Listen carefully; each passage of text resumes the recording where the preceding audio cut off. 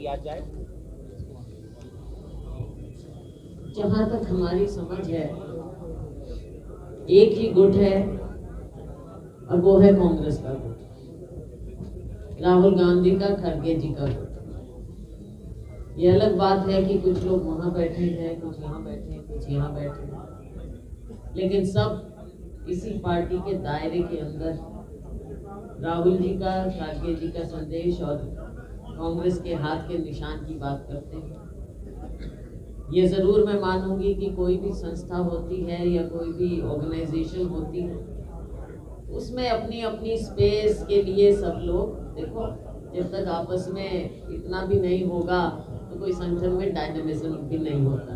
तो डायनामिज्म होता है, आप अपने भी किसी उसमें काम करेंगे तो एक करेगा, एक परफॉर्म करेगा, एक कहेगा कि और अच्छा। तो ये हर ऑर्गेनाइजेशन का एक कैरेक्टर भी होता है कि सब अपनी अपनी स्पेस में काम करते हैं, उसमें कोई दिक्कत की बात नहीं है। मजबूती कांग्रेस पार्टी को मिल रही है। इंडिया गठबंधन के साथी जो है एकला चलाओ की राह पर चल चुके हैं, चाहे पंजाब की बात करें चाहे पश्चिम बंगाल की बात करें, अलग अलग चुनाव लड़ने की बात कर रहे हैं, तो क्या कहेंगे आप? वो बात ये है कि इंडिया सबकी सहमति से बना, इंडिया जो हमारा अलायंस है, और उसमें सबने मिलकर बातें की, सबसे बातचीत हुई और सबसे बातचीत चल रही है। अब आपस में कब क्या कैसे, ये उस लेवल की बातें हैं, हम यहाँ पर बैठकर उस पर टिप्पणी नहीं कर सकते और ना करना चाहिए। आप लोकसभा चुनाव लड़ रहे हैं या फिर एफआईआर दर्ज हुई है?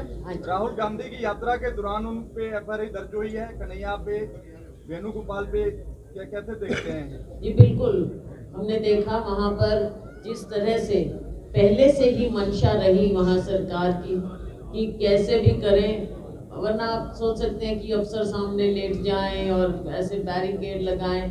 जब इतना बड़ा नेता इतनी बड़ी यात्रा पहले भी की है, अब भी कर रहे हैं और शांतिपूर्वक, देखो नोट करने वाली बात ये है कि ये यात्रा हजारों किलोमीटर कर चुके हैं और कर रहे हैं, तो शांतिपूर्वक कर रहे हैं, कभी कहीं ऐसा इंसिडेंट नहीं हुआ। लेकिन वहाँ की लोकल जो भारतीय जनता पार्टी सरकार है, वो पहले से ही इस तरह से करना चाहते थे। लाठीचार्ज किया जाता है क्या जब इतने बड़े सीनियर पॉलिटिकल लीडर जाएं, बैरिकेड लगाए जाते हैं क्या? ये तो सारी बातें पहले फैसला किया जाता है एडमिनिस्ट्रेशन के साथ कि ऐसे यात्रा जाएगी, ऐसे सब होगा, बंदोबस्त किया जाता है।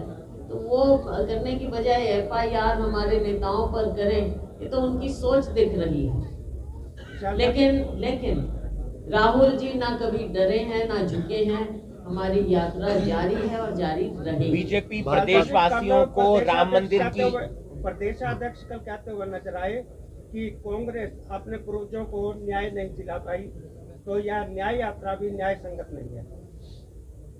बीजेपी ने कहा, बीजेपी के प्रदेशाध्यक्ष नैब सैनी ने कहा ये।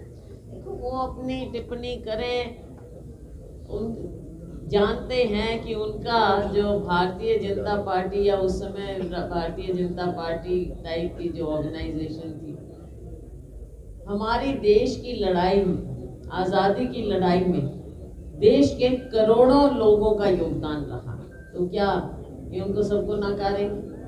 और आगे देश के निर्माण में हमारे करोड़ों लोगों का योगदान रहा है, क्या उसको नकारेंगे? और ये भी नहीं भुला सकते कि इसमें अग्रणी कांग्रेस पार्टी के नेतृत्व में, गांधी जी के नेतृत्व में, हमारे दूसरे बड़े सीनियर नेताओं के नेतृत्व में आज़ादी की लड़ाई लड़ी गई।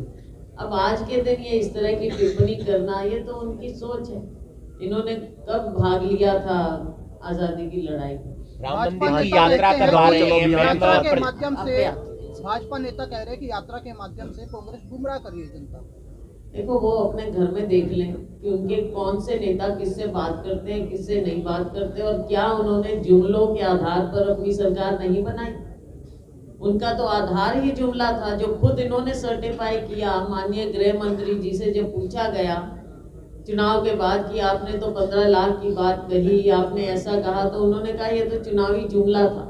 जिस पार्टी के, जिस सरकार का आधार ही जुमला हो, वो दूसरों पर क्या उंगली उठाएंगे? पहले अपनी सफाइयां दे दें जनता को। राम मंदिर की यात्रा करवा रहे हैं अगले महीने से। अभी प्रदेश के अंदर, प्रदेश के जो तमाम लोग हैं उनको राम मंदिर की यात्रा करवाई जाएगी बीजेपी की तरफ से, आपका क्या कहना है? देखो, ये चीजें ये करते हैं, करते रहेंगे।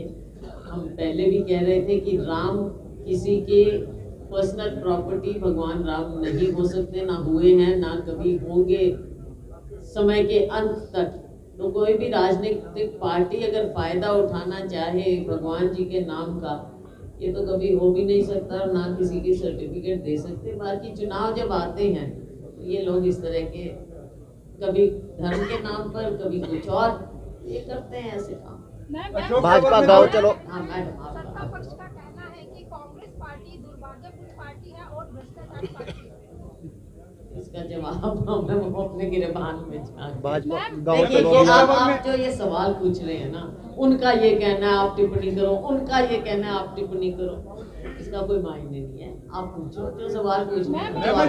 भाजपा गाँव चलो अभियान की शुरुआत कर रही है। भाजपा गाँव चलो अभियान की शुरुआत की है भाजपा ने, उसको लेकर क्या कहना? क्या किया? गाँव चलो अभियान। अब देखो, गांव कहाँ, ये गांव जाएंगे, कहाँ मोहल्ला जाएंगे। 10 साल मिले थे तब कभी गए होते तो इनको पता चलता कि क्या जरूरत है और क्या पदहाली है। अब जाएंगे देखेंगे क्या 10 साल में इन्होंने प्रदेश को कहाँ से कहाँ पहुँचा दिया है, देश को कहाँ से कहाँ पहुँचा दिया है। लोग इनको जवाब दे देंगे। लोगों में जाने की हिम्मत तो करें मैडम। आप एक तरफ राम मंदिर की खुशी है तो दूसरी तरफ वहाँ पे जो लोग रह रहे थे उनके घर उजाड़ दिए गए। G20 के दौरान भी ऐसा कुछ हुआ था, तो इस पे क्या कुछ है? देखो, G20 हो कुछ हो, इन्होंने ये इवेंट दिखाने का, G20 एक अलग अंतर्राष्ट्रीय वो था, पर बात उजाड़ने की है तो कि क्या जरूरत है और क्या पदहाली है। अब जाएंगे देखेंगे क्या 10 साल में इन्होंने प्रदेश को कहाँ से कहाँ पहुँचा दिया है, देश को कहाँ से कहाँ पहुँचा दिया है। लोग इनको जवाब दे देंगे। लोगों में जाने की हिम्मत तो करें मैडम। आप एक तरफ राम मंदिर की खुशी है तो दूसरी तरफ वहाँ पे जो लोग रह रहे थे उनके घर उजाड़ दिए गए। G20 के दौरान भी ऐसा कुछ हुआ था, तो इस पे क्या कुछ है? देखो, G20 हो कुछ हो, इन्होंने ये इवेंट दिखाने का, G20 एक अलग अंतर्राष्ट्रीय वो था, पर बात उजाड़ने की है तो बसाने की भी होनी चाहिए।